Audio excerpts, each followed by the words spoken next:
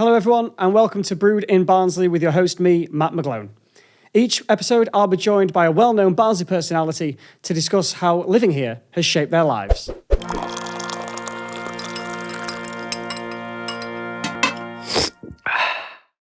On this month's episode, we're joined by author Millie Johnson. Hi Millie, welcome to the podcast. Hi, hello. You okay? Yes, I'm good, thank you very much. Very good. This is Brewed in Barnsley. Yes. So you've not joined a podcast about brewing beer or That's a anything shame, I had high hopes. But we do like to start by asking our guests if they like tea and how they take their cup of tea. Yeah, strong black. Strong and black. Strong and black. Has to be Yorkshire tea. Yep. None of those Lapsang Souchong things. No, it's just bog standard Yorkshire tea, black. Yorkshire tea is not bog standard. That is Well, quality. I mean, there is no quality. other tea. There is no other tea. But, Yes. you know, well, actually, in saying that, when Yorkshire Tea did the jam version, but they've stopped doing it because apparently, you know, the demand wasn't there for it. Really?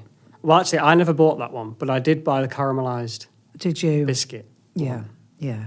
and they are good. The biscuit ones are great. I don't know how I stand on caramelised biscuit. I don't know if I like it or not. My other half really loves all that lotus thing going on, you know, and I'm kind of halfway through it. I'm thinking, I'm not sure if I like this or not. As a biscuit, it's fine. But I think if you start having a cheesecake with it, Yeah. it gets heavy. It's very sickly, I think. It feels to me as if I've dropped my biscuits, which is, you know, it happens quite a lot, into my tea. Yeah. And I think, well, I might as well just drop my biscuits into my tea and not buy the fancy ones. But the jam one was superb. Yeah. Well, there's a campaign to bring it back there. We I'm need gutted. to bring back the jam. Yes. The jam tea for Millie.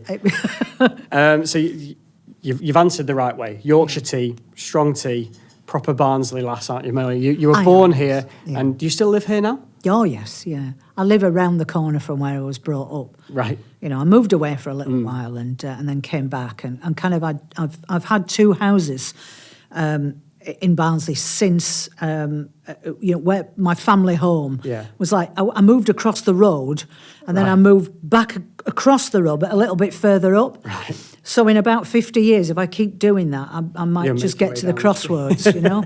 But yeah, I'm here. I always wanted to kind of stay around for my mum and dad. You know, because I'm an only child and wanted to stay around for them.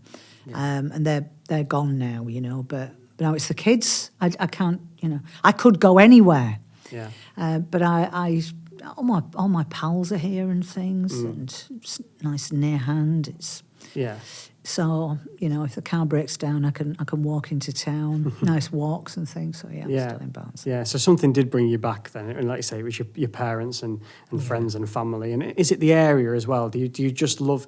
I was going to ask about what inspires your books a little bit later on, but I suppose I'll ask that now. Is it the area and the region as well, do you think? Well, yeah, I mean, I only kind of really started on my writing journey when I embraced where I was. I didn't think that I could... Well, I can't write authentically about the South, so I can write authentically about here.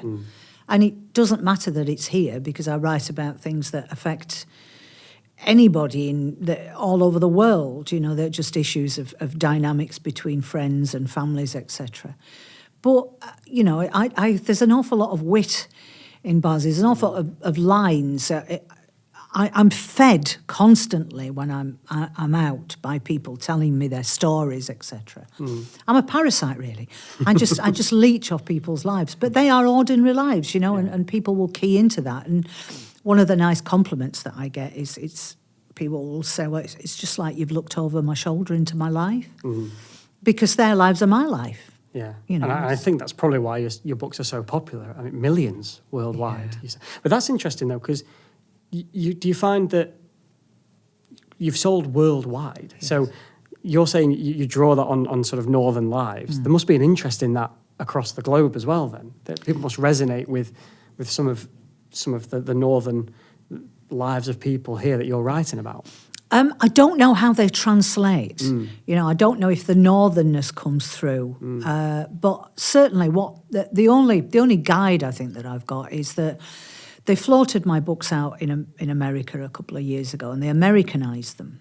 Right. It wasn't a deal. It wasn't a deal as such, but it was just they floated them out there. And they didn't go because people didn't want Americanized versions. They wanted the Yorkshire versions. A lot of expats out there that we don't want this. We want to feel the Yorkshire thing. But I'm massive in Sweden. Right. Yeah. And I don't the way I don't know the humour must translate, but I don't know. Must be a heritage thing. Do you think it's from the old days of the Norse, Norway Vikings They started, coming down here maybe to it the is. north? I don't know. I don't know what it is, but it's all the Scandi countries have really taken me to their heart, etc. Which is lovely. But I don't know how that northern. I mean, they must do them, but. I can't tell. I'll have to learn some Swedish, and then try and translate it myself. No, that's just go on holiday then. Try and write a book about Sweden. No, it's just it's too much pressure there. I'll give myself palpitations. But no, it's lovely. That you get people from all over the world writing. Ukraine. The Ukraine one was interesting because I'd got you don't realise actually that you've got little references etc. like Swan Lake and things, and they wanted any Russian kind of any reference to Russia taken out, right? Yeah, which isn't a big deal. It's just swap the bally from Swan Lake to something else. Yeah.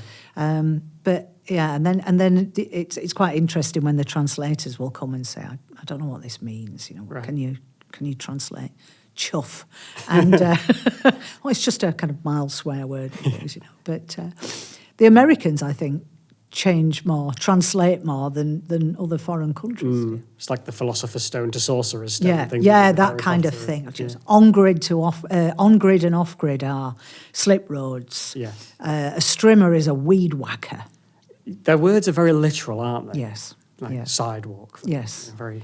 Yeah. Yeah, and sweaters and jumpers and things, and sneakers and the public school as well. It actually makes more sense that their public schools are public, like comps, whereas our public schools are elitist, aren't they? Yeah. So doesn't make sense, does it? It makes no sense at all. We've a lot to learn from the Americans. So how did you get into writing then? How did this all start for you? I just always wanted to write. I can't remember a time before I didn't want to write. I was an only child, insular, always reading. My grandparents were great readers, so I caught the bug off them, they'd take me to the library and things. And I just wanted, I think, from a very early age to write books myself. I was always making books, crafting books. Right, okay. I remember the first day when I got a Bambi stapler and I could staple my own little books, and then I'd write in books. I just loved books, books. But I, to my shame, didn't think that girls who came from Barnsley, from working class backgrounds, got those sorts of jobs. I thought it was people who lived in London, who, same with the actors. Everything was London centric, and they were the people that got those jobs. So I was kind of split. There was half of me that really, really wanted to do this and nothing else. There was nothing else on my horizon, really, apart from that. I played around with acting for a while because I was, excuse me, blowing my own trumpet, I was all right at it, and I thought that might be a way forward. I enjoyed it, but it was never the thing that really floated my boats. And the other half of me was like, you need to just get a proper job and, stop dreaming and things. I had no one around me that said you could do this. Pursue that, yeah. I mean, my mum and dad, bless them. They wanted me to get a proper job, not because they wanted to stifle my ambitions. They just wanted me to be safe. They weren't bohemian. They've got this creature here with all these mad ideas. I'm going to win an Oscar. I'm going to win a Pulitzer Prize. I'm going to this, and they just please get a nice job and we'll get real, Millie. We'll get real. We'll be settled, Yeah. And of course, I'd never been to any creative writing class. No one at school said, you should do this. This is where you need to be. So for many years, it was kind of, I was doing it on the side. I was just doing the proper jobs. Yeah. been incredibly uninspired. The jobs changed more than my underwear because I was just never interested in any of them. Yeah. I'd come home and then get the typewriter out, and that's when my day would start. But there was nobody writing about the North unless you were Barry Hines or Catherine Cookson, and I certainly wasn't either of those. They were freaks of nature, and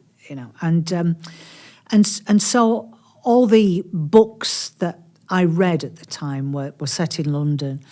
They were about young 20-somethings who had jobs in PR and shared a flat and commuted into the city. And I loved those books, but they weren't relevant to me. There was no, oh, this is me, this is my life. And so that kind of fed into my writing, and I started to write more about people like me, but set in no man's land. I didn't think anybody would notice, really, because I couldn't write about the South. I didn't think the North would be popular, so I set them in some airy-fairy place. Right. And quite rightly, they were rejected. So 15 years, it was, just me sending things out, them getting rejected. How hard is that? When you're at this point, when you're trying to make a career for yourself and you're in all these jobs you don't really enjoy, but then you're seeing rejection letters coming in, that must be hard to go, I'm going to carry on though, I'm going to pursue this. Well, I kind of thought, I wish I didn't have that ambition. I wish it would have made my life a lot easier if I could have just said, okay, you've got a good job, you're working through the ranks here, you're not, you're not thick, you are being promoted. Wasn't what I wanted to do, but if I could have left that and made myself a career, it would have been so much easier, but it wouldn't let me go. So I'd get a rejection letter and think, that's it, I'm just not going to be able to do this. It's just, and then it would start nagging at me again, and it would unsettle me. And I was a late starter. I got married late, had babies late, and very simply, I was working. I had a great job. Working at Asda HQ, and it was a job I really loved. I loved the people there. Yeah. Still mates with them now, and I got pregnant at the same time as two of them. Right. And wrote a pregnancy diary, and I'm thinking maybe there's something in this, maybe this. But as I said, nobody was writing about the North. Then I got to 40 a couple of years later, and there was a clock ticking in my head. We need to get a move on if we're going to do this. And I just got all my old pregnancy diaries out, and I started to write this story about three. And I thought, I embraced it. I thought, 3 women from Barnsley. Let's just see what happens. Yeah. I sent it off to an agent that I'd been chasing for 15 years. I was getting a better class of rejection letter back. She was looking out for my work and saying, this isn't right, but your writing's getting better. Right, okay. But she was...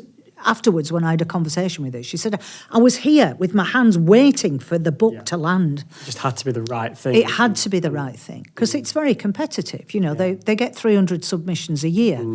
A week. Yeah.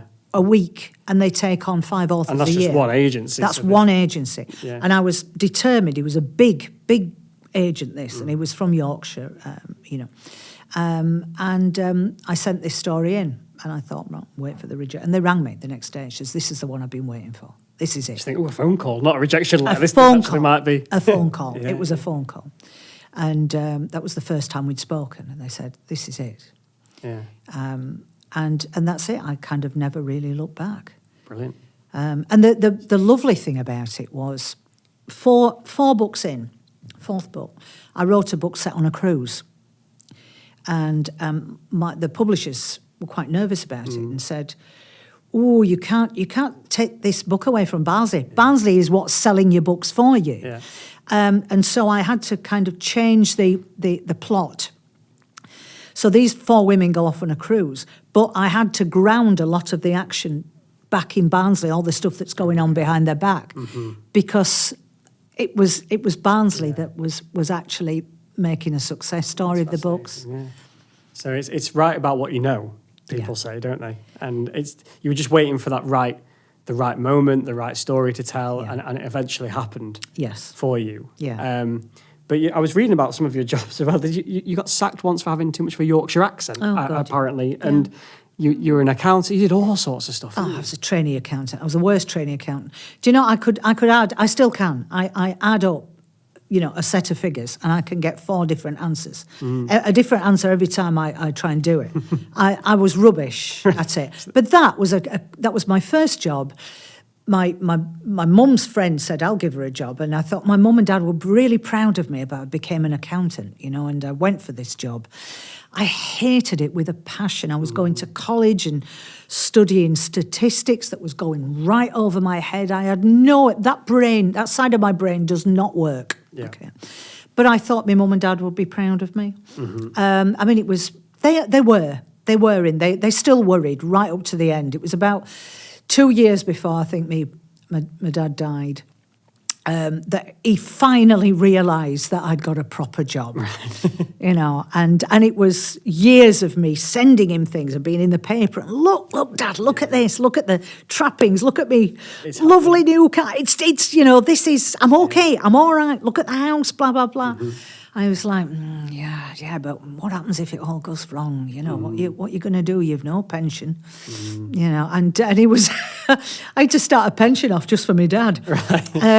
But, it was a different world to them, to their, they'd known nothing like it. Yeah. So they were worried. But it was so nice when I finally got that, okay, they think, yep, you've got a proper job. You've got a proper job. You're all right. You're all right. If it all went, tits up tomorrow, I'd still be okay. It would be all right. What I'm talking about, it being a proper job, I'm quite fascinated into what a life is like as an author. Is there such a thing as a typical week? What do you do? You write the books, obviously, but do you have to go? I mean, you've got the life experiences from all these jobs you've done from writing previous books. But do you have to just sort of go sit in society, sit in public, listen to conversations, see what people are up to, or what do you do during a week? Okay. Well, I've got you say write about what you know. Well, that would be a small circle. It's always expanding, so you are always learning new things. And if I otherwise I would be just rolling around in an echo chamber. But so there are always new experiences, and your barriers shift and move.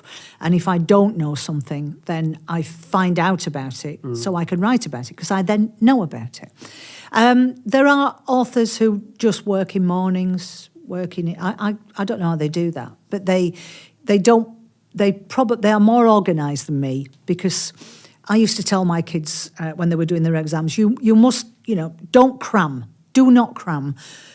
Make sure you've got plenty of time for revising, start early. What a hypocrite, because I always work so much better with my back against the wall. It's pressurised, but I just do. It's what I do. So my typical day is, because I was so long working office hours, it's kind of 9 to 5, 6, sometimes 7 at night. Right. Maybe 10 to, because I walk the dog in the morning now, and my bum is on the chair and I'm typing. Is that just pure writing the book then, or is it research as well? Well, for the most part. Yeah. Sometimes there's always the social media thing to do. Yes. Newsletters, bits and bobs that erode into your time.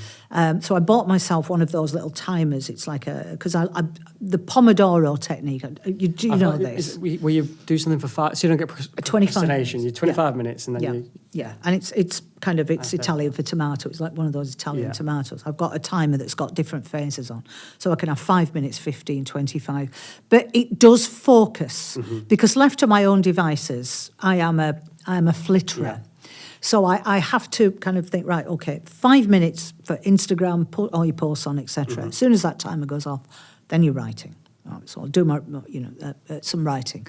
I don't plan anything. I don't. So I just write. But there are certain things I have to look up, because the worst thing is that if someone picks you up on and it can be a tiny little thing that you've got wrong, but it will ruin the whole book for them. So I take my research quite seriously. Yeah.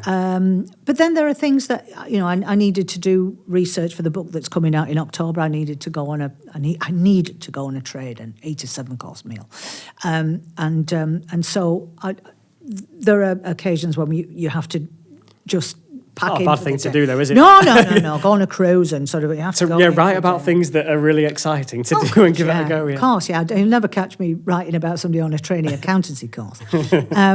But and then of course you've got things like this. You've got the old PR. Yes. I've got a tour to do, so I go out and sign books, etc. I always like to buy a lot of merch round about book time, so I design all my own merch, etc., and send that off because I think it's like a christening to me when a book comes out, and it's nice to be able to support the bookshop in town because you can get books cheap from supermarkets, etc., and that's fine. Prices to suit all pockets. So I try and make it a little bit more palatable for someone who's buying a book full price from a local bookshop. They'll get some extras with it. So I like to faff. Yeah. I like to faff and do all that. And I've even made, because I've got an Irish event at Wortley Hall, I'm making my own scratch cards. All right. Okay. Any excuse to do crafty things. So I do a lot more than the job entails. I would doubt that there are many authors that do as much of this stuff around the writing that I do, which is why I'm always crammed for time. Branded coasters and all this kind of stuff. Lordy, you should see my house. It's like a warehouse. But I enjoy all that. And you've got to enjoy your job. Yeah. So, but for the most part, if you took all the faffing out, it's writing. It's sitting down at a desk, writing. But then you do get these lovely emails, etc. every day. It's one of those jobs where you never know what might crop up.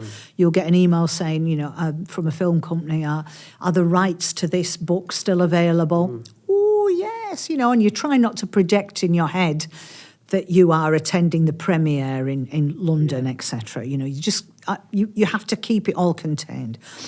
But it's not as glam. There are lovely glam things, but it's a job. How many have you had books into films, TV series? No. Are you think is that something you want to do? Or? There's been a couple of inquiries, etc.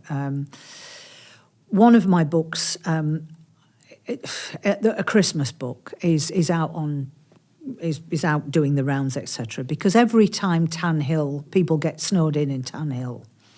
That was my book, but I wrote that before they all got snowed in and it made the nationals. Nice. And every time I think, if I don't push this book, someone is going to beat me to it because this is a story just waiting. So that is the one that I would really love to see. Occasionally you get, someone is the other rights to this available, but I have learned through watching friends who have had the deals, who have had the American deals, who have had the Hollywood deals.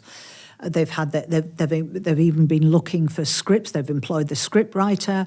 They're looking for actors and actresses. And you think, okay, this is going to happen. And then it's come to nothing. Really?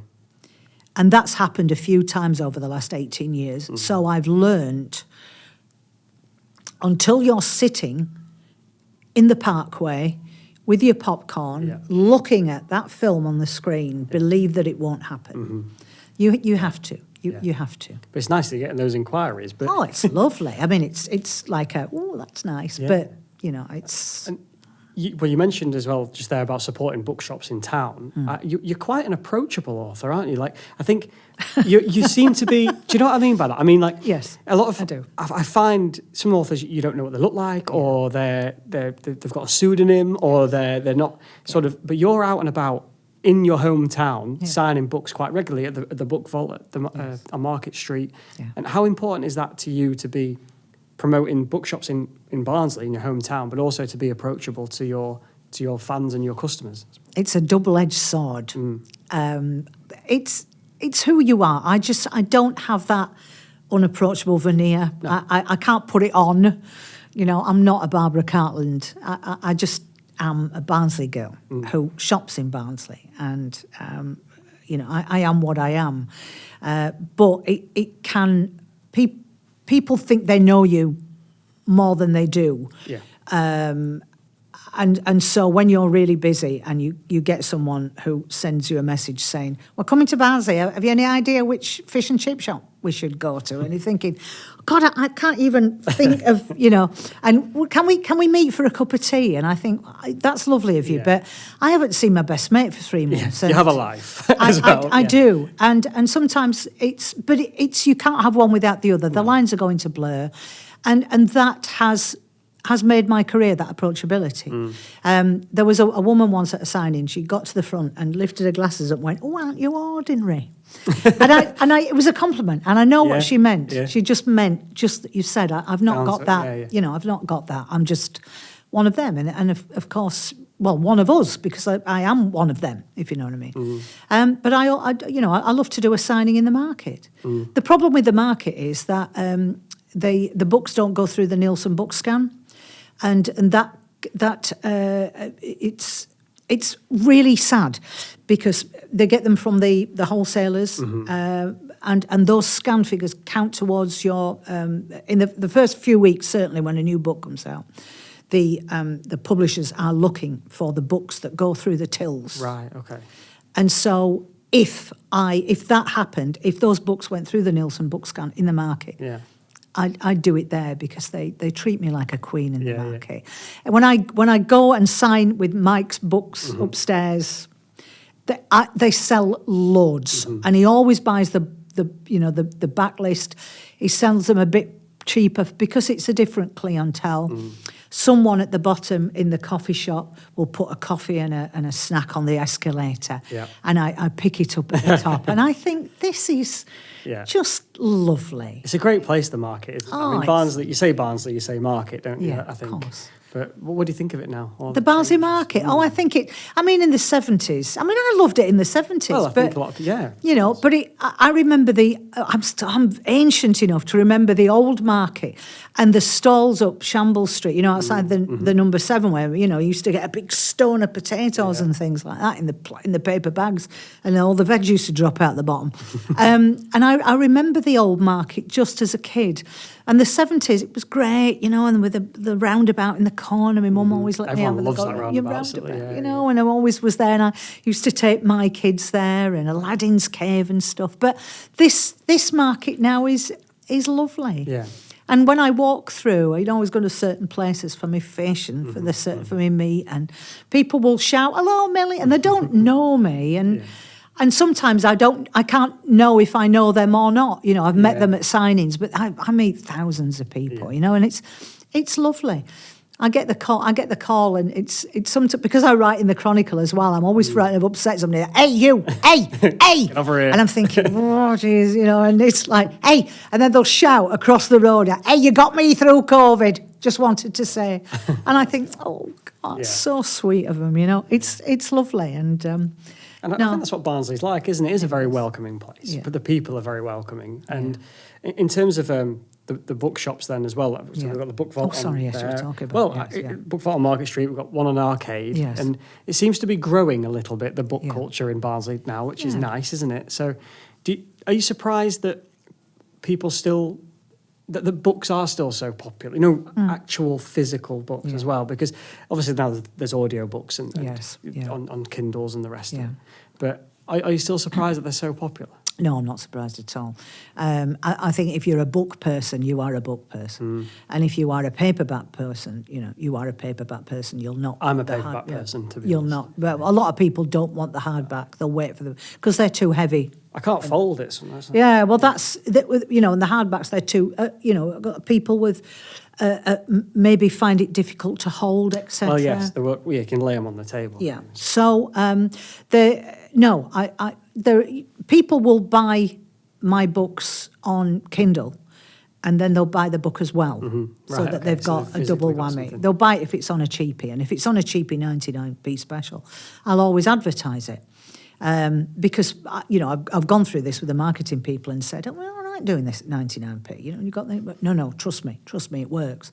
One of my mates has got a problem with 99p. He buys them so often. So honestly, so do I. It's like, "Oh, this is on 99p." It's yeah, like 100 books, I think. Yeah, I have. I've got them all stocked up there. So, but it's great. If I'm on the train or whatever, I can read it on my phone.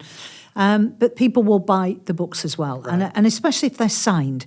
They love a signed book, and they like to buy a signed book for their friends. They like to buy a signed book for their mum. As I say, I give all the gubbins away as well, because it's nice to support the bookshop. We didn't have, after W.H. Smith's, and W.H. Smith's were so supportive to me. It was a really sad what happened to them. Because the manager, etc., was great, the staff were wonderful, they'd push my books. And so for a long time we didn't have that bookshop there, and I didn't have I like to hold my launches in Barnsley. I could go down to London and have a swanky party and sell about 3 books. But I don't want to. It's about selling books here, and I love it. I love being in the book vault, being in the market, having people come and they'll bring all the books that they've bought and say, will you sign this for me as well? And it's a treat for me. That's brilliant. No. And I think it's a treat for the people of Barnsley that you still do those kind of things here.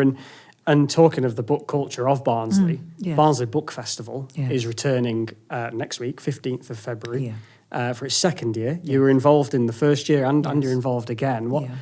What was it like to be involved with something like that for the first one last year in Barnsley? It was fantastic, because you know yourself what the reputation Barnsley has got. Where are you from, Barnsley? Barnsley. Oh, God, not that one again, And it is not a place that probably is naturally associated with the creative arts, shall we say, if you do not know the area.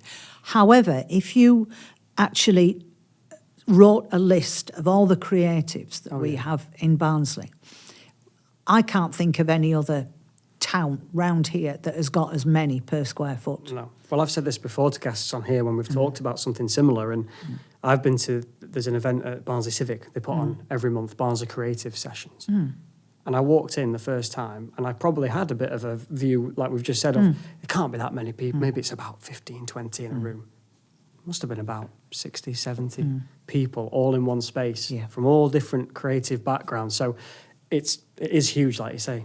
Barnsley's done a fantastic job of regenerating itself. You go up to places like maybe Bishop Auckland or whatever, and they've never really recovered from losing their major industry where we have. I'm being the botanist in the middle there, and I could be on a lovely sunny. So you could be anywhere. You could be on the Med, couldn't you, having your hanging kebab? And it's done a wonderful job. When I totally admit when they were going to take the old library down, of which I was inordinately fond, I thought they're just going to take it away and they are not going to build us a new one.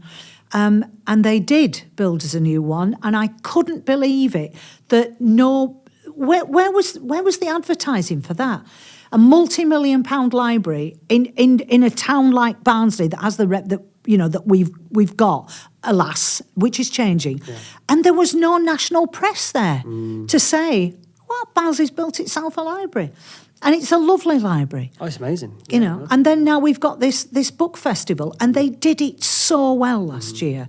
It was great. I thought, please, and it was so nice to know that they've got a second one, because I thought, probably scaled it down a bit, because everybody does the first one, and it's so much. It was a lot, I think, last year. It's a lot of hard work. So popular. I think maybe they didn't expect it to be as popular as it was. I think. Well, that's marvellous, isn't it? But it is. It's always about 5 times more hard work than you think it's going to be, something like that. And I was delighted. I mean, I wasn't invited on this year because they want to mix it round. I can't. You were too popular last year with your. You got moved. Your venue went up and up and up to the council chambers, didn't it? It was amazing. I felt like a high court judge there. I got delusions of grandeur. But because my book launch is smack in the middle, it made little sense for me not to kind of tag onto it and say, look, advertise me, I'll advertise you. We might cross-pollinate. People might come here to see me, but stay around for you. And so that's what's happened, basically. I've shoehorned my way back in. But it's lovely, and they're getting some fantastic names, and they're covering everything. They're covering, the self-published books. They're covering everything rather than just books. Yeah. Books that are traditionally published, you know, and they've. It's lovely. I just can't wait to see what's going to happen next year, and it's one in the eye, I think, for people who think about a book festival in Barnsley, especially when they do it really well. It's like, you know, in my line of work, it's very, very prejudiced. So I've got the whole prejudice thing because of what I write. That I'm a romantic writer, a contemporary writer, a female writer, and then I see the prejudice that we've got with Barnsley as well. And so, but the walls are slightly chipping. The amount of people that came to see me last year who had not been to Barnsley and decided, we'll go early and we'll go and have a look round the market, and couldn't believe how lovely it was. Yeah. And then they'll come again. Yeah. Because they had preconceptions of what Barnsley was like, and they didn't match the reality. Yeah. Yeah. And that's what we're trying to do here. We want people to come and experience it. Like you say, once they're here, they then look around and they go, this is not what I expected. This is much much better, which is great. So, and you mentioned that you're launching your book. Yes. Can you tell us a little bit about what the book is? What's it all about? Surprisingly, it's set in Barnsley. Not on a cruise. Not on a cruise, no. That's the 2 on. I'm back on a cruise for that one. But this one is set in Barnsley. And I kind of made up this little community, which is by the Hoyle and Swain roundabout. In my head, there's a diner there, and there's a load of shops there. It's really weird when we go up to Tesco's in Penistone when we do our shopping, and every time I pass this, and I can see it in my head, this world that I've created. So it's about 5 women who are all from the area, and they're all going through changes, whether that's menopausal change or they've got to the age where they're thinking, you know, I should be like I was. I need to get a wiggle on here about something because I'm not doing what I wanted to do in life. But they start off small, my books, and then end up kind of getting bigger and bigger. I've got Liam Gallagher and everybody in this one, you know, and Wow. and it's I'm very proud of this one. You know, there are some lovely characters in it, and every book that I start off, I mean, I was at the it takes into the plot wills, because I realised that when wills happened in families, then the greed button was pressed quite hard. Yeah. And someone asked me at the council chambers last year, you know, what's your next book about? And I said, well, I can't tell you too much, but I'll tell you that I do hit on wills, because I know that, you know, family dynamics go out through the window when wills. And I saw a woman kind of doing this, like that, laughing. And I knew she had a story. So I thought, I hope she comes up afterward. And she did. Yeah. And she said to me, she said, I had to laugh there. She said, when you said that, she said, because we're all right now, but me and my sister didn't speak for 24 years over my mother's tablecloth. Wow. And that's it. That's what happens with wills. People think, I don't want that, you know, my mother's tablecloth. She promised me that tablecloth. That tablecloth's got memories for me. Yeah. It's a tablecloth. Yeah. But something happens when I don't want her to get that tablecloth. I want and I could imagine exactly what was going on with that argument. And then they must have thought, we're arguing over a tablecloth. Yeah. After 24 years, something 24 years they didn't talk. So is there a tablecloth involved in this story? No, I didn't. I had too much to go on. I thought I'd already in my brain by that time worked out what was going to happen with, you know, with that scenario, and that was her story. I'll only go so far when I kind of leech off people's lives, but you will meet people all the time who, just as an example, I was doing a story. I was promoting a story about a lovely family who a woman in the middle. She was in the middle. She was looking after elderly parents. She was looking after children and lovely mothers. And I was promoting this story, and I was up in Silkstone, a WI event, and this woman said to me, oh, my mother wasn't like that, you know. Just by chance, I happened to be sitting opposite this woman who said, my mother, and unleashed this story of how narcissistic and cruel her own mother was. Actually, really nasty story. Ordinary woman, you know, just anybody who'd pass in the street, not realising that she had this tremendous, horrible history. And that became my next book Right. about a narcissistic mother. I thought I'll flip it and I didn't see any stories out there about a mum who really shouldn't have had kids or had them for the wrong reasons.